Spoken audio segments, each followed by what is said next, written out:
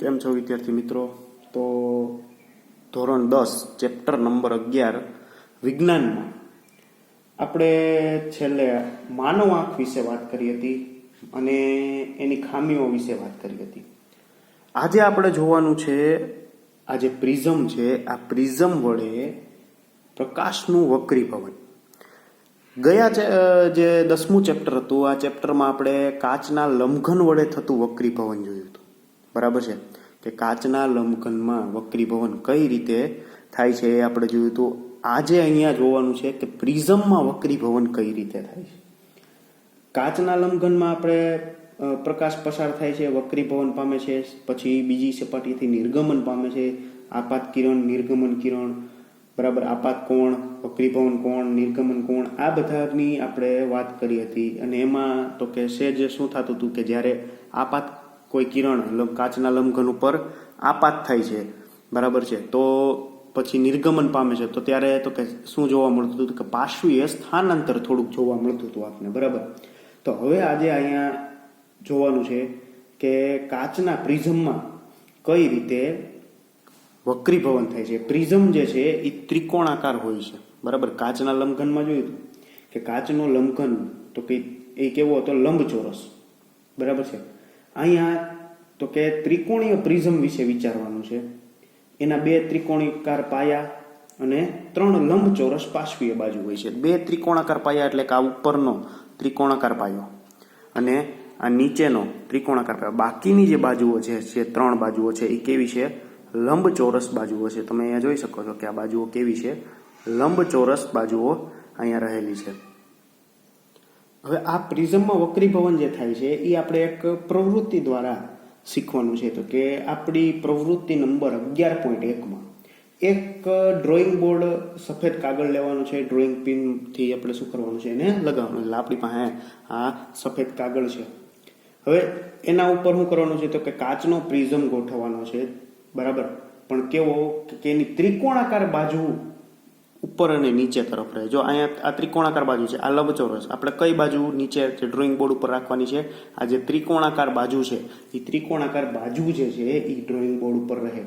અને એની જે કિનારી છે, આ કિનારીને શું કરવાનું છે કે પેન્સિલ અથવા તો પેન વડે આપણે એને અંકિત કરવાની છે. એટલે આવી રીતે ડ્રોઈંગ બોર્ડ ઉપર રાખી આપણે શું કરવાનું છે? એને આવી રીતે દોરવાની છે. એની કિનારી જે છે, કિનારીને શું કરવાની છે? અંકિત કરવાની છે. બરાબર. ત્યાર પછી તો કે પ્રિઝમની કોઈ એક વક્રીભવનકારક સપાટી સાથે કોઈ ખૂણો બનાવે તેવી રેખા દોરવાની છે. બરાબર. આપણે તો કે આ પ્રિઝમને લઈ લઈએ. આપણે તો કે અહીંયા પ્રિઝમની આકૃતિ આપણે જોવા મળે છે. હવે એમાં આપણે નામ આપી દઈએ. ધારો કે અહીંયા કોઈ એક બાજુ આ A, B, C. તો આ AB બાજુ, આ BC બાજુ, સોરી, આ AC બાજુ અને આ BC બાજુ છે. તો આ 3 વક્રીભવનકારક સપાટી છે. એમાંથી કોઈ એક સપાટી, ધારો કે અહીંયા આપણે પ્રિઝમની કોઈ એક વક્રીભવનકારક સપાટી AB લઈએ. બરાબર. હવે આ AB સાથે કોઈ ખૂણો બનાવે તેવી રેખા PE દોરવાની છે. હું શું કીધું કે AB સાથે કોઈ ખૂણો બનાવે તેવી રેખા. બરાબર. તો કે સ્કેલની મદદથી આપણે AB સાથે કોઈ ખૂણો બનાવે તેવી રેખા આપણે દોરવામાં આવે. તો ધારો કે આવી રીતે આપણે કોઈ એક રેખા દોરીએ.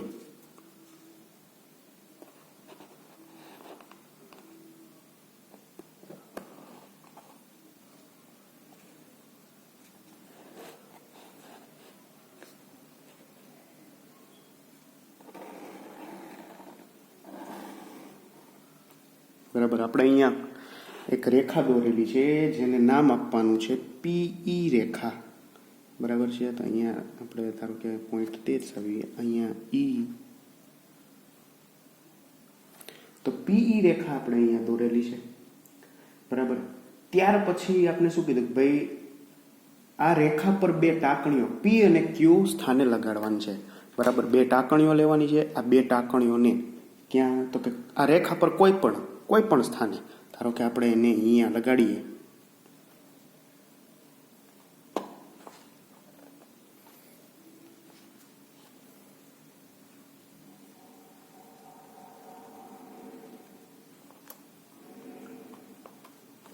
તો 2 ટાંકણીઓને આપણે બરાબર PE રેખા ઉપર શું કરેલી છે? લગાડેલી છે. બરાબર છે. તેને ધારો કે આપણે નામ આપ્યું એ બે ટાંકણીઓને પી અને ક્યુ સ્થાન કહીએ, અને ધારો કે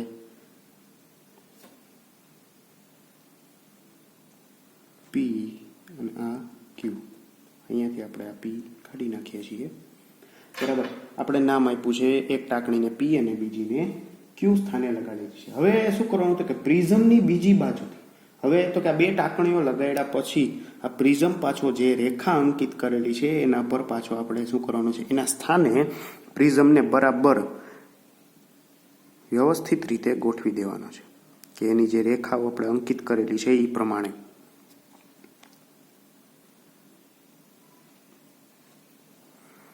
અહીંયા પ્રિઝમને આપણે ગોઠવી દીધેલ છે. પછી શું કરવાનું છે, પ્રિઝમની બીજી બાજુ એસી તરફથી પી અને ક્યુ ટાંકણીઓનું પ્રતિબિંબ જોવાનું છે, પ્રિઝમની બીજી બાજુથી. બરાબર. કઈ તરફથી? એસી. તો કે આ એ બી સી, તો આ એ બી બાજુથી, હવે આ બાજુથી. બરાબર. આ એસી તરફથી આપણે શું જોવાનું છે કે એ બંને આ ટાંકણીઓ છે, આ ટાંકણીઓનું શું જોવાનું છે, પ્રતિબિંબ જોવાનું છે. તો અહીંયા આપણે આ એસી તરફથી આ બંને ટાંકણીઓનું શું દેખાય છે, પ્રતિબિંબ આપણે જોવા મળે છે. બરાબર. તો આવી રીતે આપણે શું કરવાનું છે, પ્રતિબિંબ જોવાનું છે. આ પ્રતિબિંબ જોયા પછી બીજી બે ટાંકણીઓ આર અને એસ એવી રીતે લગાડવાની છે કે આ પ્રતિબિંબની સાથે એક રેખસ્થ થાય. અહીંયા જે આપણે પ્રતિબિંબ દેખાય છે તો કે અહીંયા બીજી બે ટાંકણી, આ એસી બાજુ છે. બરાબર છે. આ એસીની બાજુ બીજી બે ટાંકણીઓ લગાડવાની છે. એ બે ટાંકણીઓ તો કે આ જે બે ટાંકણીઓના પ્રતિબિંબ આપણે દેખાય છે, જે આપણે એ બી તરફ લગાવેલી છે. બરાબર. આ એ બી તરફ જે લગાવેલી ટાંકણીઓના પ્રતિબિંબ દેખાય છે. બીજી બે ટાંકણીઓ તો કે આ એસી તરફ. બરાબર. અહીંયા આ એસી બાજુ છે, આ એસી બાજુએ અહીંયા આ ભાગમાં એવી રીતે લગાડવાની છે કે આ બંને ચારે ચાર ટાંકણીઓ કેવી તો કે એક રેખસ્થ, બધી જે ચારે ચાર ટાંકણીઓ છે એ એક રેખામાં જોવા મળે. આપણે શું કરવાનું છે, એવી રીતે લગાડવાની છે. તો અહીંયા તમે જોઈ શકો છો કે ચારે ચાર ટાંકણીઓ જે આપણે છે એ એક રેખસ્થ છે. તો આવી રીતે આ બાજુ લઈ જઈએ તો એક રેખામાં નથી.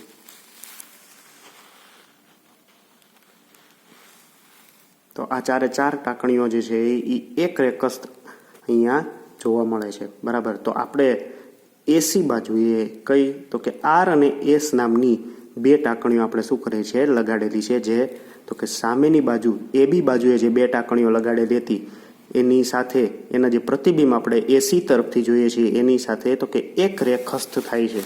બરાબર. તમે અહીંયા જોઈ શકો છો કે કેવી એક રેખસ્થ છે. તો અહીંયા આપણે જોઈએ છીએ આ પી અને ક્યુ ટાંકણી, આ આર અને એસ, આ ચારેય ટાંકણીઓ આપણે અહીંયા શું કરેલી છે, લગાડેલી છે. હવે તો કે આ બધું આપણે શું કરવાનું છે કે ટાંકણીઓ અને કાચના પ્રિઝમને શું કરવાનું છે, હટાવી લેવાનું છે. બરાબર છે.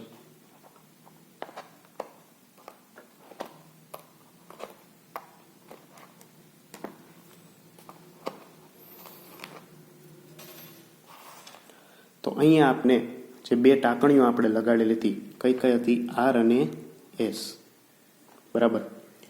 હવે તો કે આ રેખા પી જેમ આપણે પ્રિઝમની ધારને ઈ બિંદુએ મળે છે. બરાબર છે. અહીંયા ઈ બિંદુ છે, આ રેખા પીઈ કઈ એ બી બાજુને ક્યાં મળે છે, ઈ બિંદુએ મળે છે. આ જ પ્રકારે આરએસ બિંદુઓને એક રેખાથી આ એસી બાજુએ જોડવાની છે. કઈ રેખાને, આરએસ રેખાને આ એસી બાજુએ આપણે શું કરવાની છે, જોડવાની છે. તો આપણે આર અને એસ રેખાને આપણે આ એસી સપાટી સાથે ધારો કે અહીંયા આપણે જોડેલ છે, ક્યાં છેદે છે, એફ બિંદુએ. બરાબર. એફ બિંદુએ છે અહીંયા તો કે એ બી સપાટી સાથે અહીંયા તો કે ઈ બિંદુએ અને અહીંયા એફ બિંદુએ છે. હવે આ ઈ અને એફ આ બંને બિંદુઓને શું કરવાના છે, આપણે જોડવાના છે. તો આ ઈ અને એફ બિંદુને આપણે ધારો કે અહીંયાથી જોડવામાં આવે. તો આવી રીતે આપણે ઈ અને એફ બિંદુને અહીંયા જોડવામાં આવેલા છે.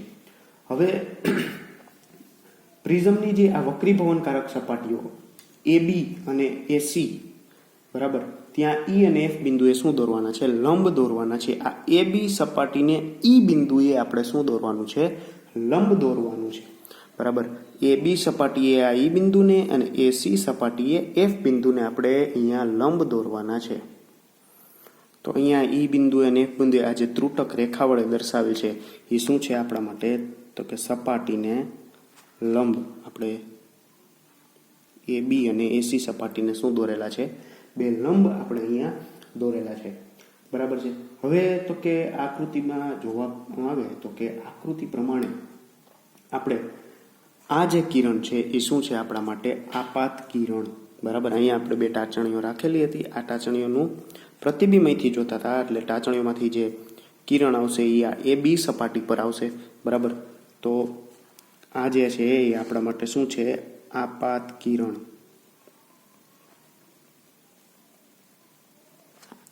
બરાબર.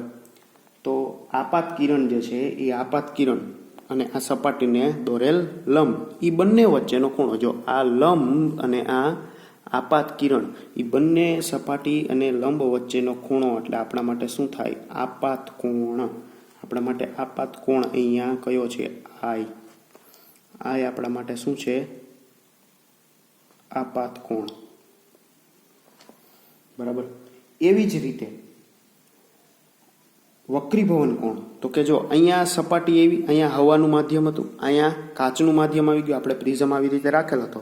બરાબર. પ્રિઝમમાં એ કિરણ આપાત થયું એટલે આ જે પ્રિઝમ છે, પ્રિઝમ શેનો બનેલો? કાચનો બનેલો. તો કે અહીંયા બે માધ્યમોને જુદી પાડતી સપાટી એવી. બે માધ્યમોને જુદી પાડતી સપાટી એવી એટલે અહીંથી શું થયું? એનું વક્રીભવન થયું. બરાબર. વક્રીભવન થયું. બરાબર. ત્યારે તો કે હવે અહીંયા આપણા માટે શું આવશે? તો આ જે ખૂણો બનશે આ ખૂણો આપણા માટે વક્રીભવન કોણ બનશે.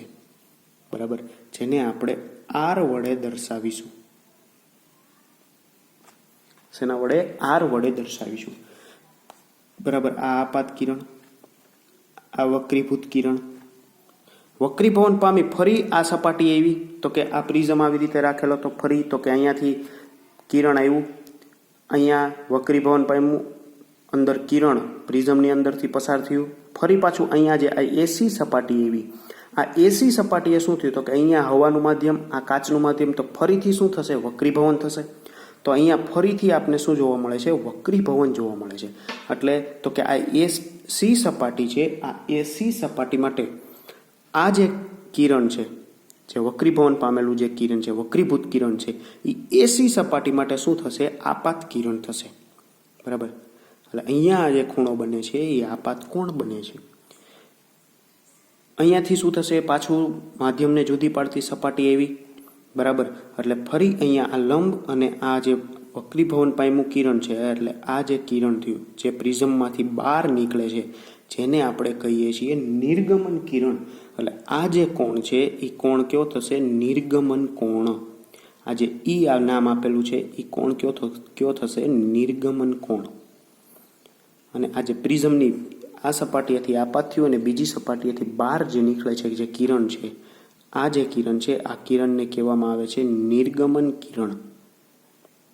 કે બીજી સપાટીએથી શું થાય છે? એ પ્રિઝમમાંથી પસાર થઈ બીજી સપાટીએથી બહાર નીકળે છે એટલે આ જે કિરણ છે એ કિરણને કહેવામાં આવે છે નિર્ગમન કિરણ.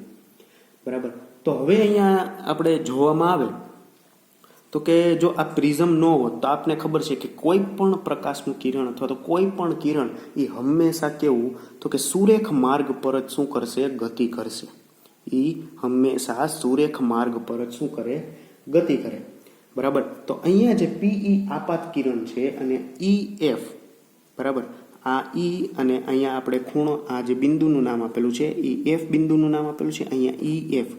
આ આપાત કિરણ, આ પીઈ આપાત કિરણ, ઈ એફ વક્રીભૂત કિરણ અને આ એફ એસ. બરાબર. આ એફ એસ એ આપણા માટે નિર્ગમન કિરણ છે.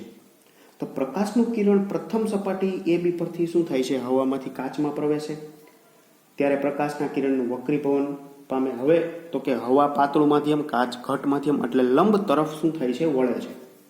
બીજી બાજુ અહીંયાથી જ્યારે આ કિરણ નિર્ગમન પામશે ત્યારે તો કે આ એસી સપાટી, હવે એ કાચમાંથી આવ્યું, કાચમાંથી ક્યાં માધ્યમમાં આવે છે? પાછું હવા. જો અહીંયા પણ હવાનું માધ્યમ છે, અહીંયા પણ હવાનું માધ્યમ, અહીંયા કાચનું માધ્યમ. તો ફરીથી જે કિરણ છે એ ઘટ માધ્યમમાંથી પાતળા માધ્યમમાં આવે છે. એટલે તમે જોઈ શકો છો કે એ લંબથી દૂર તરફ, અહીંયા જુઓ આ લંબ તરફ વળે છે અને અહીંયા લંબથી દૂર જાય છે, ઘટમાંથી પાતળા માધ્યમમાં આવે છે, બરાબર, ત્યારે એ લંબથી દૂર તરફ વળે છે. તો આ પ્રિઝમની દરેક વક્રીભવનકારક સપાટી પર આપાત કોણ તથા વક્રીભવન કોણની સરખામણી આપણે અહીંયા કરવાની છે. તો હવે આપણે કાચના લંબઘનમાં વક્રીભવન જોયું હતું, એ આવી રીતે મળતું હતું, બરાબર, એ આવી રીતે મળતું હતું, એ સરખામણી નહીં. તો એ કાચના લંબઘનમાં જે વક્રીભવન થતું હતું એ આવી રીતે થતું નહોતું, બરાબર. પ્રિઝમમાં તો કે આ આકાર જે છે એ ત્રિકોણ આકાર છે, જ્યારે ઓલામાં લંબચોરસ આકાર હતો. અહીંયા તો કે આ સપાટી ત્રાસી સપાટી છે, આ સપાટી ત્રાસી સપાટી છે, એટલે વિલક્ષણ આકાર છે આનો. કેવો આકાર છે? વિલક્ષણ, કે આ સપાટી ત્રાસી, અહીંયા સપાટી ત્રાસી. આ આકારને કારણે નિર્ગમન કિરણની દિશા અને આપાત કિરણની દિશા જો બંને દિશાઓ અલગ અલગ છે. નિર્ગમન કિરણ આ તરફ છે, આપાત કિરણ આ તરફ છે. જ્યારે ઓલામાં શું હતું તો કે બંનેમાં દિશા એક જ તરફ હતી. જ્યારે કાચના લંબઘનની આપણે વાત કરી હતી ત્યારે કાચના લંબઘનમાં બંને તરફ, બંનેમાં આપાત કિરણ અને બહાર જે કિરણ બીજી બાજુએથી નિર્ગમન પામતું હતું એ નિર્ગમન કિરણ એ બંનેની દિશા એક જ હતી. પણ એમાં શું જોવા મળતું હતું? પાર્શ્વીય સ્થાનાંતર જોવા મળતું હતું.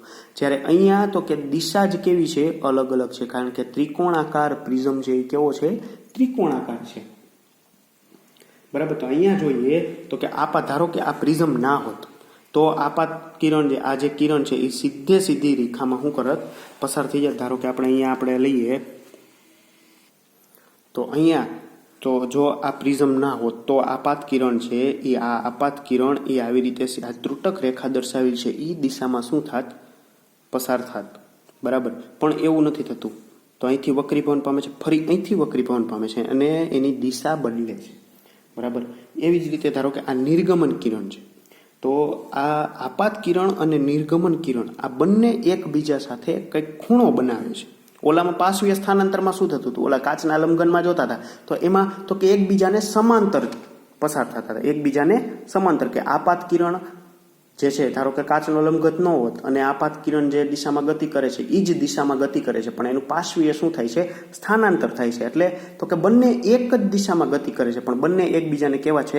સમાંતર છે. પણ અહીંયા જોવામાં આવે તો અહીંયા તો કે અહીંયા દિશા જ બદલાઈ જાય છે, બરાબર. દિશા બદલાઈ જાય છે એટલે અહીંયા આ આપાત કિરણ જે છે એ આ નિર્ગમન કિરણ સાથે શું બનાવે છે? કંઈક ખૂણો બનાવે. ધારો કે આ નિર્ગમન કિરણને અહીંથી આમ લંબાવવામાં આવે, બરાબર. જેવી રીતે આપણે આપાત કિરણને ધારો કે પ્રિઝમ ન હોત તો આવી રીતે ત્રુટક રેખાથી દર્શાવેલું છે, આપણે લંબાવેલું છે. એવી રીતે જો આ નિર્ગમન કિરણને લંબાવવામાં આવે તો અહીંયા આ ઈ બિંદુએથી આપણે ધારો કે લંબાવવામાં આવે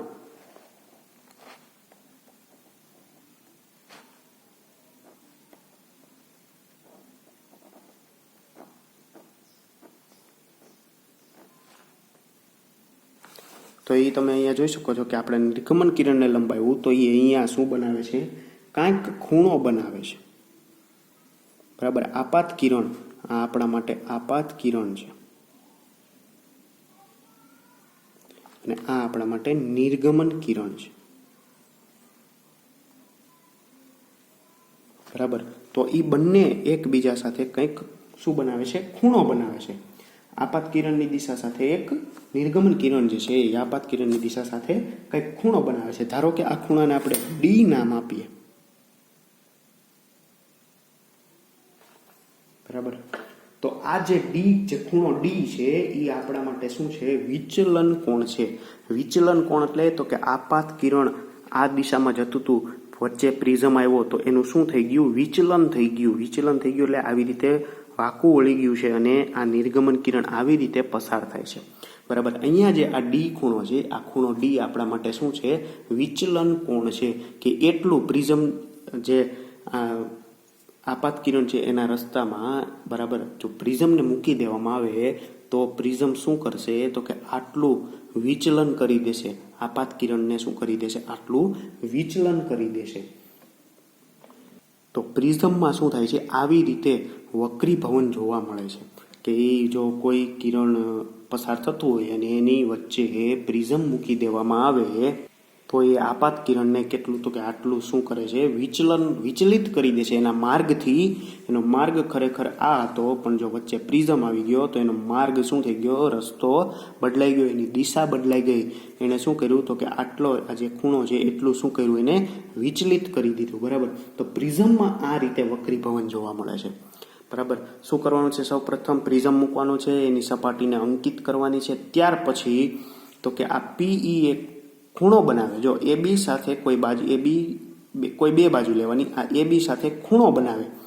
એ રીતે એ ખૂણો બનાવે એ રીતે આપણે કોઈ એક રેખા દોરવાની છે, એના પર બે ટાચણીઓ પી અને ક્યુ લગાવવાની છે. પછી પ્રિઝમ મૂકવાનો છે એની એસી તરફની સપાટીએથી. બરાબર. કઈ સપાટીએથી, એસી તરફની સપાટીએથી આપણે એ બંને પ્રિઝમ જે બે ટાચણીઓ લગાડેલી છે, બરાબર, પ્રિઝમની બીજી બાજુની સપાટીએથી આપણે એનું પ્રતિબિંબ જોવાનું છે. અને બીજી બે ટાચણીઓ આર અને એસ ને આપણે શું કરવાનું છે, ત્યાં એવી રીતે લગાવવાની છે કે ચારે ચાર ટાચણીઓ એક રેખસ્થ રહે, એક જ રેખામાં રહે. બરાબર. ત્યાર પછી તો કે આ જે ટાચણીઓ અને પ્રિઝમ લઈ લેવાના છે. આર અને એસના જે સ્થાન છે એને આ એસી સપાટી સાથે એફ બિંદુએ છેદે ત્યાં એવી રીતે આપણે શું કરવાનું છે, એક રેખા દોરવાની છે. પછી આ ઈ અને એફને આપણે શું કરવાનું છે, જોડવાનું છે. આ ઈ અને એફને જોડી ઈ બિંદુએ અને એફ બિંદુએ બંને સપાટીએ શું કરવાનું છે, લંબ દોરવાનું છે. હવે તો કે આપણે આ એ બી સપાટી એ કિરણ આપાત કર્યું અને આ એસી સપાટીએથી નિર્ગમન પામે છે. તો આ બંને જે બાજુ છે, આ બાજુ વચ્ચે જે ખૂણો છે, આ ખૂણો એ. બરાબર. આ જે ખૂણો છે, આ ખૂણાને કહેવામાં આવે છે પ્રિઝમ કોણ. શું કહેવામાં આવે છે, પ્રિઝમ કોણ. કઈ સપાટી, આ એ બી સપાટી અને આ એસી સપાટી, આ બંને સપાટીઓમાં આ જે ખૂણો એ જે છે એને આપણે પ્રિઝમ કોણ કહેવામાં છે. કારણ કે આપણે એ બી સપાટી એ કિરણ આપાત કર્યું છે અને એસી સપાટીથી શું કરે છે, નિર્ગમન પામે છે. બરાબર છે. એટલા માટે આને આપણે શું કહીએ છીએ, પ્રિઝમ કોણ કહીએ છીએ. બરાબર. તો કે અહીંયા આ લંબ સાથે આપાત કિરણે બનાવેલો ખૂણો આપાત કોણ, અહીંયાથી વક્રીભવન થયું એટલે આ વક્રીભૂત કોણ, અહીંયાથી નિર્ગમન પામે છે એટલે આ કિરણ લંબ સાથે બનાવેલો નિર્ગમન કિરણ એ લંબ સાથે સપાટીના લંબ સાથે બનાવેલો ખૂણો એટલે આપણે એને નિર્ગમન કોણ કહીએ છીએ. બરાબર છે. નિર્ગમન કિરણ, આપાત કિરણ જો આપણે વચ્ચે પ્રિઝમ ન હોય તો આપાત કિરણ આ સીધી રેખામાં જાત, પણ વચ્ચે પ્રિઝમ આવી ગયું, આ એની દિશા બદલાઈ ગઈ તો વિચલિત થયું. તો કે કેટલું, તો કે આ ખૂણા ડી જેટલું શું કરે છે, પ્રિઝમ ઈ વિચલિત કરે છે એટલે આપણે એને કહીએ છીએ વિચલન કોણ. બરાબર. જેને ડી નામ આપવામાં આવ્યું છે. બરાબર. તો આવી રીતે આપણે પ્રિઝમમાં શું જોવા મળે છે, વક્રીભવન છે એ જોવા મળે છે. ત્યાર પછી આગળના લેક્ચરમાં આપણે વાત કરશું કે કાચનો જે પ્રિઝમ છે, આ પ્રિઝમ વડે શું કરવાનું છે, આ કાચનો જે પ્રિઝમ છે આ પ્રિઝમ વડે શ્વેત પ્રકાશનું વિભાજન જે થાય છે, બરાબર, એ વિભાજન વિશે આપણે શું કરવાનું છે, વાત કરવાની છે.